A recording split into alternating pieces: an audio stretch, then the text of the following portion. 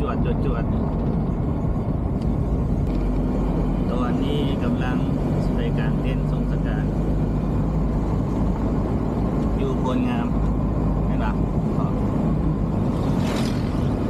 เขาเป็นโพลงามอ่ะครับโตท่าดอกครับนะตอนนี้ประมาณ12 โมงสวยกำลังไปกลางเต้นยูมีพาซ่าท่าดอกคำตอนนี้ก็ฮอด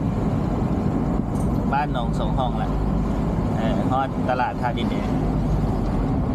นี่ก็เป็นตลาดท่าดินแดงวันนี้มา2 คนกับพ่อเฒ่า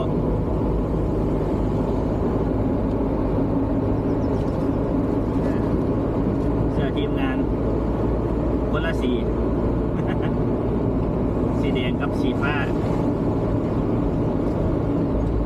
ตอนนี้กับฮอดบ้านโพลงามแล้วเดี๋ยวบ้านต่อไปก็เป็นท่าดอกคำก็เท่าเอากินสาลีเนาะ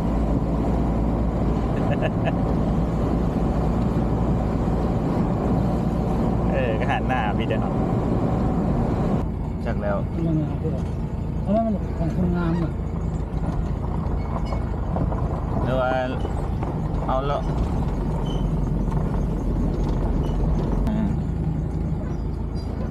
แล้วเราไม่ได้บอกอีพออ่ะเขาบอกเดี๋ยวว่าญาติเขาไม่ได้มาได้พุ่นอยู่ใครมากลางเต้นเนาะงานเดียวคนละงานเดียวหนึ่งบ้าใช่ศพอย่างนี้งานวันเดียวกันนะหรือคนละเจ้าก็คือเห็นมี2กี่นี่ว่าคนมากลางงานตัดหน้าบ่เนี่ยมาได้ไก่มีเต้นมา1 ว่ากลางเนาะแท้ๆบ่แม่นเนาะคนละงานเนาะคนละกองฟ้อนมื้อนี้บัดนี้ฮอดยามเฮาลงไปกลางแล้วบัดนี้ตอนนี้ก็กลางเต้นแล้วเนาะเหลือแต่ยายตังกับเศษตังเอารถมาส้นห่มรอท่าเดี๋ยวจักหน่อยขอสิให้พามาเบิ่งน้องหมากอันนี้นี่เห็นป่ะเนี่ย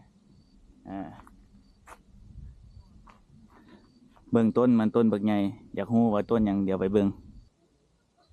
อะไรตอนนี้ก็แล้วเป็นที่เรียบร้อยแล้วเนาะตัวนี้แมนเต้นของเขาเนาะอันนี้แมนอีกงานหนึ่งเมื่อนี้แมนจูด2 ศพเนาะ2 กองฟอน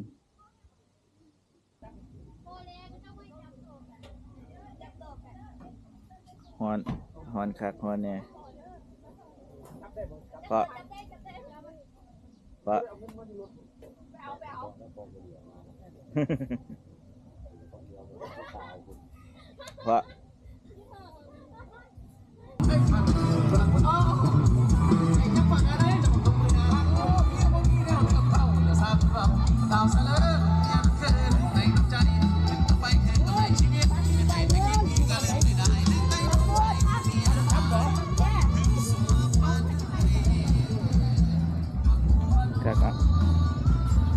เจ้าภาพสั่งไว้เนาะบ่ให้เปิดเพลง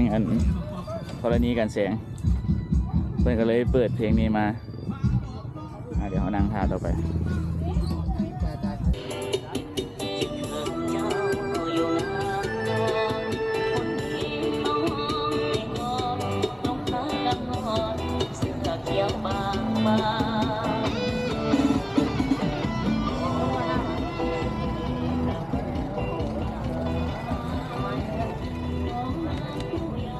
สุดๆนี่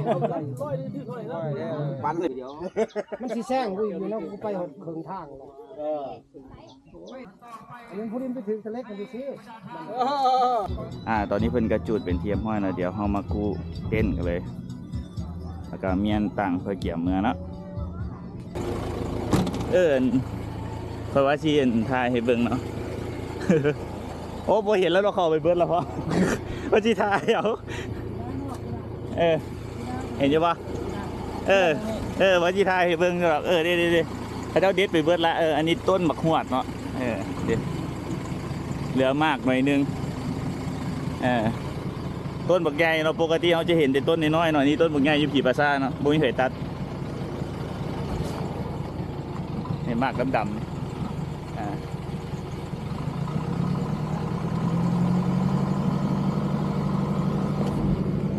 เป็นมากลักษณะยังมาหัวต้นโคตรใหญ่เนาะเดี๋ยวลองเบิ่งเนาะมันเป็นยังไงมากลายเนาะอันนี้แม่นทั้งหลังเป็นต้นเนาะอยู่ปลาซ่ากะชิโบคอยมีไผ่มาเอาบ่เลี้ยงได้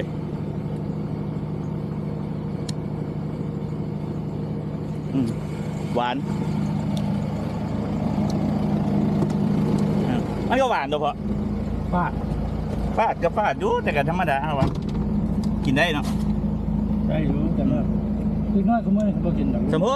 เขาเอาไปกินลายเขาคือว่ามันฟาดแบบฟาดแห้งอะนะแต่แท้มันตัวมากซุปนี่ดำหวานฟาดหวานของจักเนี่ยไปไงเพราะฮะพวกฟาดเขาโคแล้วเป็นหมากที่สองตอนนี้เอาก็เก็บเครื่องเรียบร้อยแล้วเนาะเดี๋ยวจิกลับแล้วเอาโบเรืออย่างเดียวนะพอเนาะนี่ก็ติ้นคนหนึ่งก็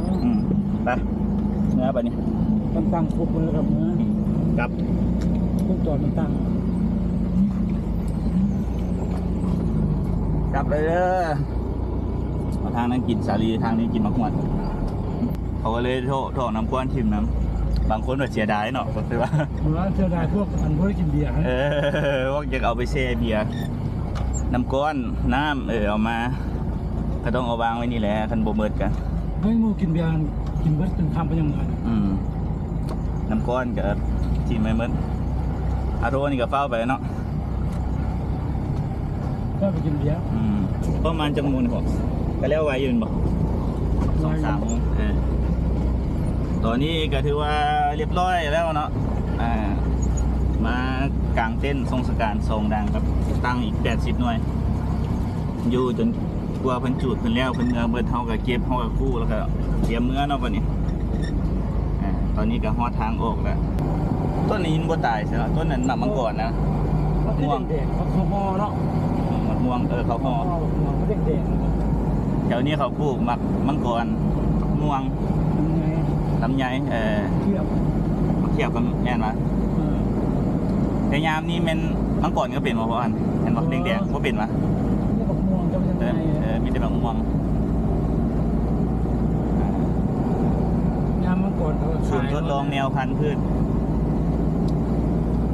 โอเคเมื่อ